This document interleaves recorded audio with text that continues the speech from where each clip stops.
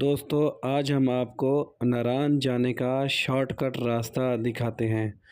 Hazara motor وے سے نیچے اتر کر بالا کوٹ سے شارٹ کٹ ناران جانے کا شارٹ کٹ بہت ہی شارٹ کٹ راستہ گمنام اور خطرناک راستہ ہے، مگر شارٹ کٹ ہونے کی وجہ سے یہ ایک مقبول راستہ ہے۔ اسے جاتے ہوئے آپ لوگوں کو ڈر بھی لگے گا اور انجوائے بھی کریں گے۔ رات کا وقت ہے، اندھیرا چھایا ہوا ہے، تو ہم راستے میں جا رہے ہیں، ہمیں اچھا بھی لگ رہا ہے اور اس میں تھوڑا سا ڈر بھی رہے ہیں کیونکہ راستہ بالکل سنسان ہے، رات کا ٹائم ہے۔